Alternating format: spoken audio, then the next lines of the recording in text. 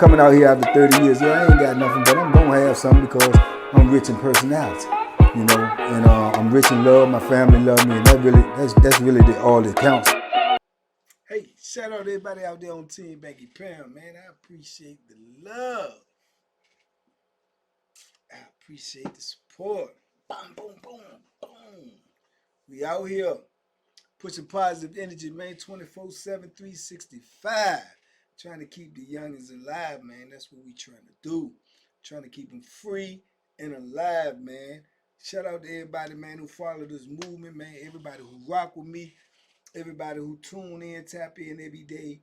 Who like, comment, share, and subscribe.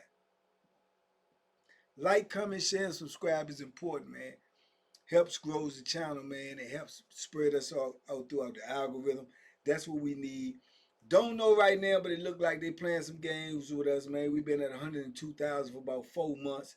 So either y'all not spreading the word or they spreading that tomfoolery. So either way, the only way we can combat that is to, spread the word.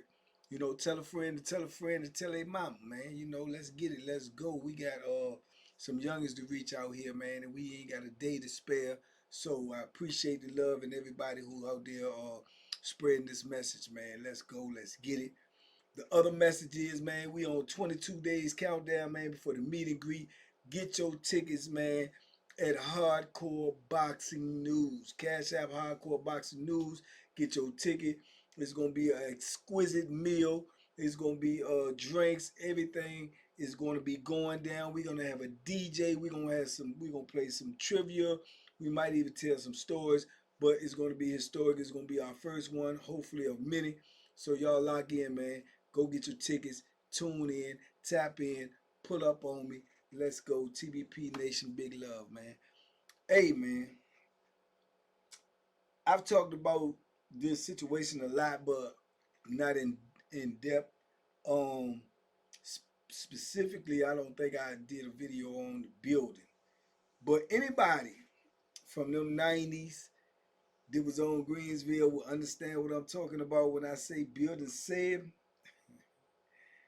Building 7, Greensville, 90s, crazy. Crazy, crazy, crazy. I don't know what it was at the time, but I guess it was just in the air. It was just the atmosphere, man. And before you know it, you was in it. The building was so crazy, man, so out of control. I'm talking about, man, you wouldn't even thought it was prison to a degree because all rules that could be broken was being broken in Building 7, man. It had got so wild in there, man. Didn't no officers even want to work over there. No officers wanted to work over there. We literally had officers quitting when they was getting assigned to the building.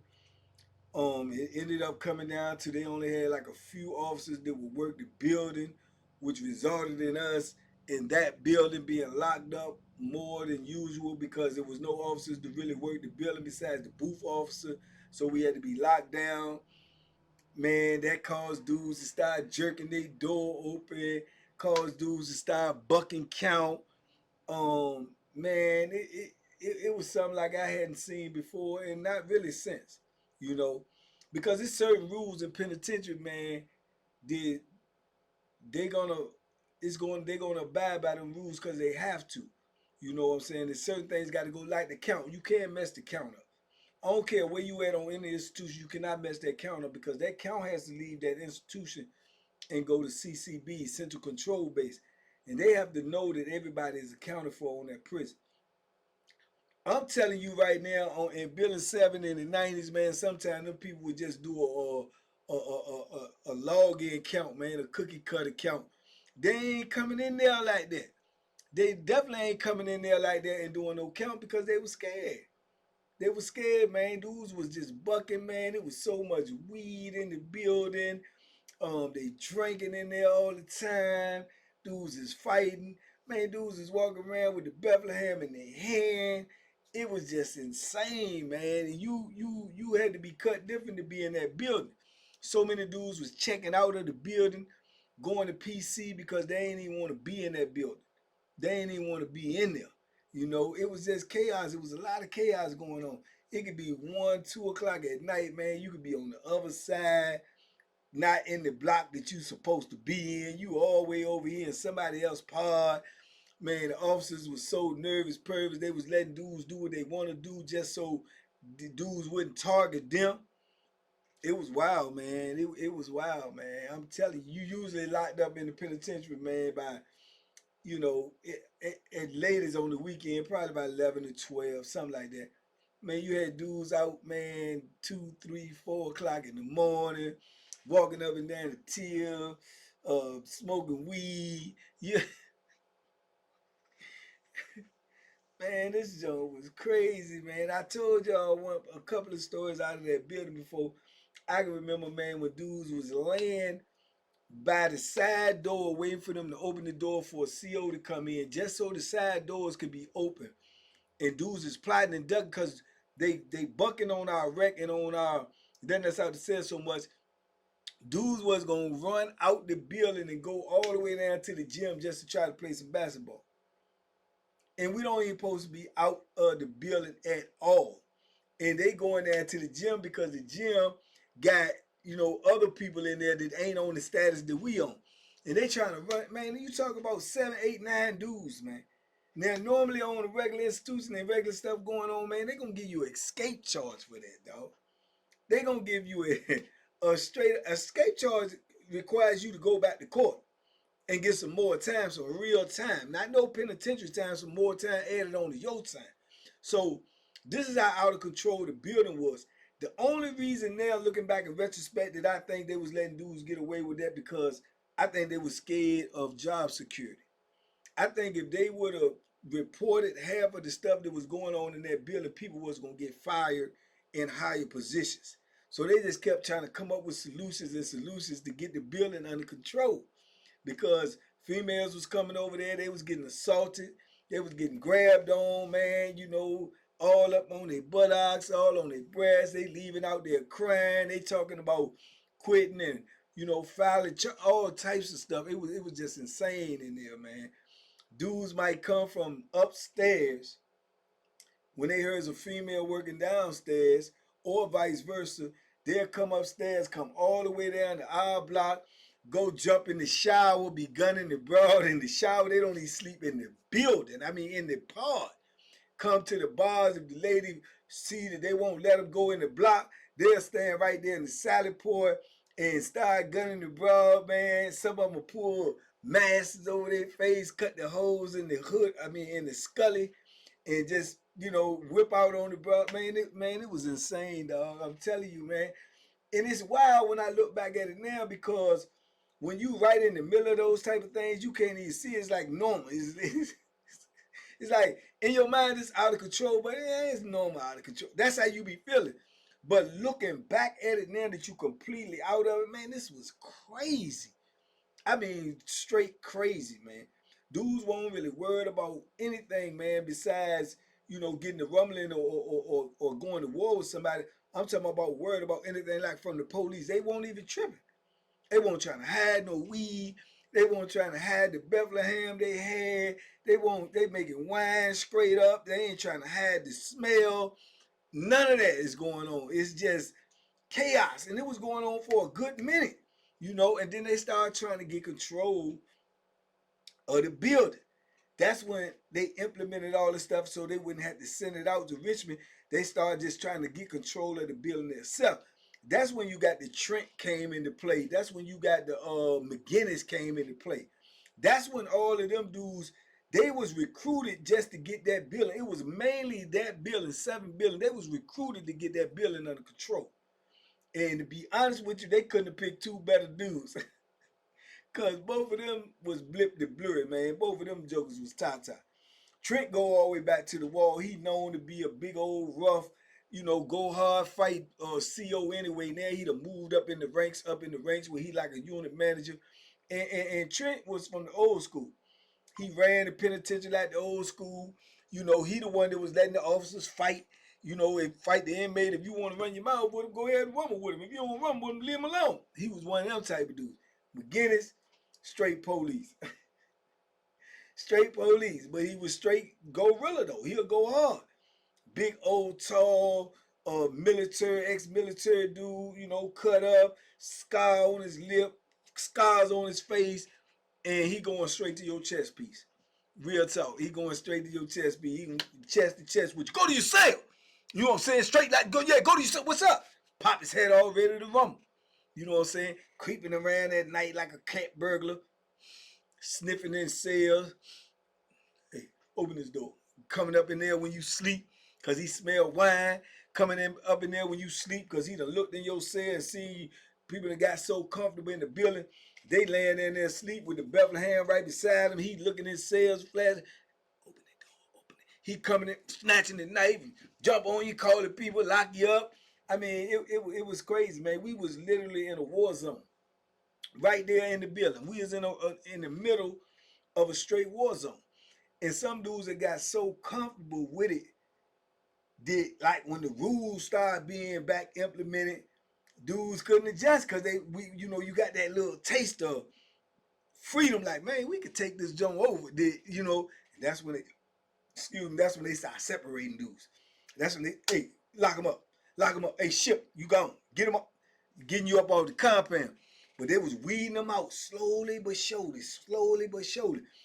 McGinnis was locking you up off the rip, anything. Your shirt ain't tucked in, your bed ain't made, you ain't making it into yourself a count, you on the boulevard and you don't supposed to be on that boulevard with no pass. He locking you straight up.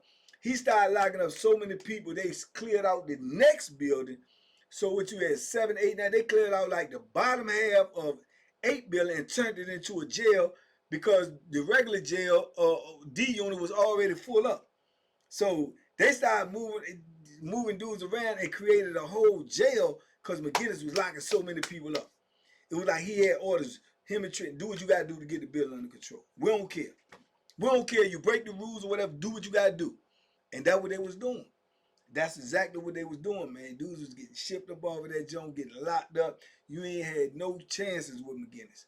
None. You ain't had none. He catch you wrong off the rip. He coming straight to you and he gonna try to get you up out of there. And if you want to fight, he was willing to fight. He was willing to fight because if you got out on him, he gonna get out on you as soon as you get the cuffs on. I'm talking like ASAP. ASAP. He gonna take off on you soon as you get the cuffs on.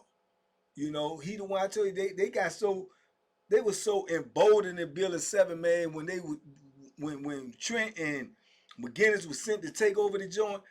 Dudes was trying to push back, man. Man, listen, man, they allegedly had plots to take them out, man. This is how crazy the building they got. They tried to get McGinnis one time on the stairway, tried to throw the pillowcase over his head and stab him up. And he fought his way out the stairway and ran out the building. And when he got stitched up and all this and came back the next day. The next day. Yeah. So, but do you know how bold you got to be to try to, take out a lieutenant, man, a CO, man. Man, you talking about if you would have succeeded, and if you would have got caught, you talking electric chair action, man. You talking the death penalty, man. And these dudes was that bold up in there, cause that's what was going on. So if you know they that bold to make a move like that, you know anything can happen in this building, man. And that's why dudes ain't want to be in the building. Dudes that was really scared, they was checking in. Some of them was checking in on the sneak tips. Some of them was trying to argue with the police, do it. They just wanted to get out of that building. But you can see it if you know it. If you know what's going on, them jokers won't try to be up in that building, man. They won't try to be up, man. Get some commissary. Get some commissary, can't hold it. Man, them dudes coming straight in your cell and take that off the rip. They coming straight in there and take that off the rip. Them dudes are so bold. They come in there and take the stuff, man, and then go make a meal at the microwave with your food and you sitting up in the cell hungry, looking at them. Yeah, because they got that Bethlehem on them and they ready to use it.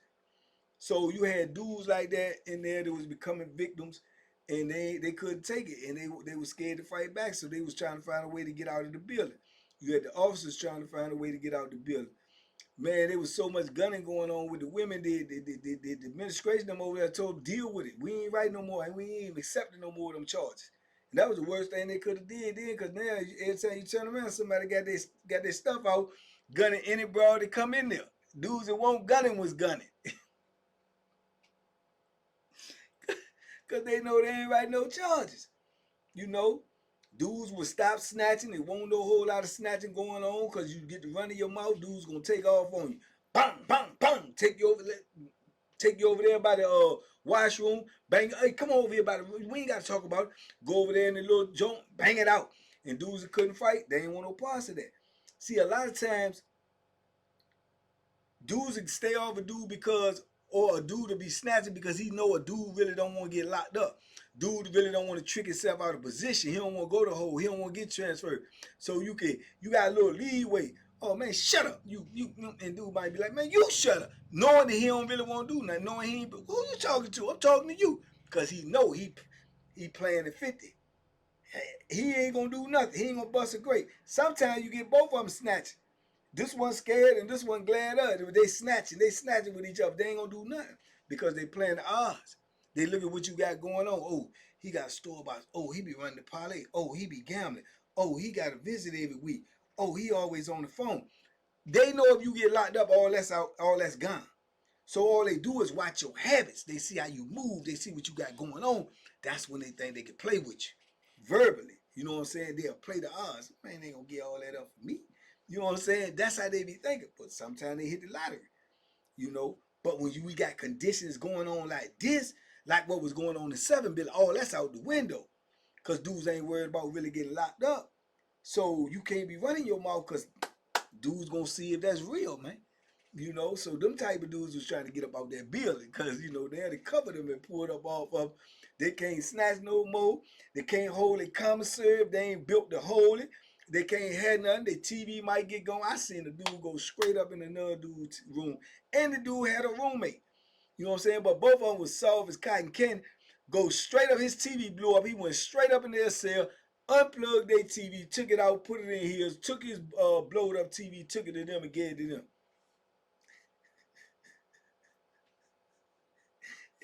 They sitting up in there like, man, there's no way I wouldn't care if you had an army, a navy, an air force. You gonna take your broken TV, bring it in my cell and plug it up and take mine and go. Man, they sitting up in there looking at nothing. Then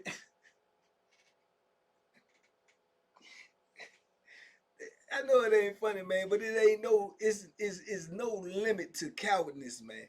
I'm talking about really, it's no limit to it, man. It's like, sometimes it'll make you sick, man. It'll make you throw up. Sometimes you feel for the dude because he being bullied. But then when you start looking at it, it comes to a point, man, you got to stand up for yourself, bro. You did what you did to come in the penitentiary, and you gonna get in here and just let people do anything to you. Man, listen, bro. That dude traded them TVs with them. Both of them dudes so scared and so spineless, let alone to try to get their TV back. They literally took the TV that was bored in there, said it don't work no more. They taking it to the dude in the block that fix TVs to try to get them to fix it because now they sitting in the cell and can't watch nothing. And this joker up here watching your TV every night. Man. Yeah, I know. Hey, boy. That would have been a first class ticket for me to the legislature. I'm gone. I'm out of here. I made my calls, told my people and everything. I ain't gonna make it. You know, because there ain't nowhere in the world I could go through that. But you got dudes in there, they that fearful of getting hurt. They that fearful. And a lot of them tell you a lot of different excuses. Oh, I ain't got number 3 years. Or, well, who told you going to live 3 years? You know? And you let somebody take a TV, anything can happen to you. You know, in 3 years, you don't know what else they want. What else you going to give up? What else? You know what I'm saying? But that's just the atmosphere that was in there, man. Dudes was scared, man. I mean, really, really petro up in this joint. And then you had some dudes, they were so scared to even check in that they just try to lay in the cut and stay out the way.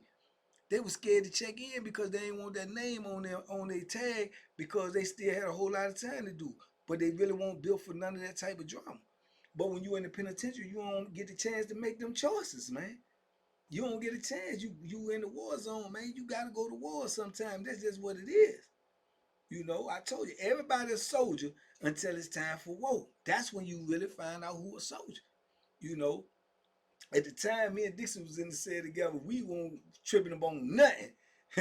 We weren't tripping on nothing. 'Cause I know what he gonna do, and he know what I'm gonna do, and they know what we gonna do. So it didn't even affect us. You know what I'm saying? And it didn't affect a lot of other dudes that was in there.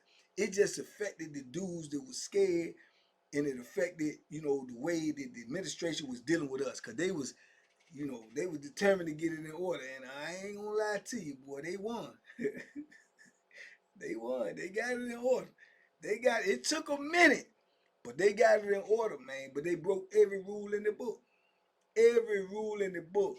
Lying, planning, anything they could do to get you up out of there. If they felt like they couldn't break you, or they was doing it. You know what I'm saying? And won't nothing being done about it. But to be fair on both sides, the building was out of control, man. It was super duper out of control, man. And you talking about serving? When they served them trays and pushed that cot over there and pushed that cot in there, man, dudes, it was nervous person, man. They couldn't eat, man. Dudes taking 2 and 3 and 4 trays, man. So they only gonna bring up over however many trays it is or how many people in there. If it's 84 people in there, they bring 84 trays. So if this dude taking 4 of them, and this dude taking 3 of them, and this dude taking 5 of them, and this dude taking 3 of them, somebody ain't eating. You know, somebody ain't eating, and ain't nobody gonna do nothing about it. Ain't like they gonna go get some more. Okay, well, we missing 27 trays. We gonna bring 27 more over here. They ain't doing none of that. If you ain't eat, you couldn't eat. That's it. You know, so you got dudes jumping on the phone, calling their people. Well, yeah, I ain't ate. I'm hungry. Why you ain't eat? They letting them take all the trays. And then they calling up front administration. Then the administration come back there. Then they'll drop a dime. They snitching on the low. Hey man, we got people in here calling saying they're not eating the trays and this. So then the dudes is going, hey, who? Hey, then they watching who get on the phone. Now if you go to the phone, you a suspect for calling and telling your people what's going on in here. So then you had the little scary dude stop even going to the phone at all because they didn't want to get accused of telling. You understand? This is the chaos, the madness, the confusion, the lifestyle that we was living in at the time. And all of this stuff going on simultaneously, and you just right there in the thick of it, and you can't go nowhere, you can't get away, you right there. You know what I'm saying? This is what was happening up in 7 Billion, man, in the 90s, man. And everybody strapped. Everybody got the Bethlehem. Now, whether everybody gonna use it, who knows? But you gotta ask yourself, who willing to find out? You see what I'm saying? Who willing to find out? But it was going down, man. It was madness up in that joint, man. It was madness up in that joint for real. You know? Yeah, man. Gambling, all time high. Drugs, all time high. Then just imagine if them cell phones was out back then or was known in the penitentiary back then. I can't even imagine how it would have went. But at this time, especially the best of my knowledge, it won't no cell phones going in the penitentiary. You know, had nobody got bold enough to introduce that or bring that in there yet. But it was mad chaos, man. Mad chaos. No rules was in effect, and it was every man for himself. 7 billion in the 90s. Every man for himself, man. So yeah, man. But just sitting back thinking about that, man. Just another reason, man, to be blessed, to feel blessed, to make it through such uh crazy, hard, horrific times, man. And you know, I'm amazingly blessed, dog. Real talk, man. Because at any moment I could have been caught up in anything, you know. So thank God, man. God in the squad. You can't lose. You did. Anyway, man, just a little reflection, man. Y'all talk to me in the comments. I talk back. Man, go follow me on Facebook, Banky Pound for Pound, so I can put some stories over there. We need 10,000 subscribers, man. We should be able to get it if we got a real 100K over here, a real loyal, hard following over here. Should not be nothing, man. Um, and make sure you support this meet and greet, man, by way of donation, by way of pulling up, by way of, you know, the raffle tickets, whatever the case may be, man. Supporting is important. TBP Nation, stand up, man. Y'all talk to me in the comments. I talk back. Meantime, in between time, y'all be safe, be smart, make good decisions, man, and enjoy your day, man. And be glad, super duper glad, man. You ain't in say it, Billy, man, because you would definitely have to duck them hooks.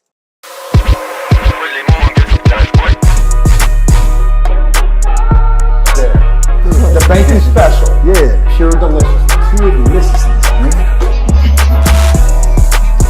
My name is Banky, man. Everybody calls me Banky. That's the name that I got from my grandmother when I was young. I'm coming out here after 30 years. Yeah, I ain't got nothing, but I'm gonna have something because I'm rich in personality, you know, and I'm rich in love. My family love me, and that's really all that counts.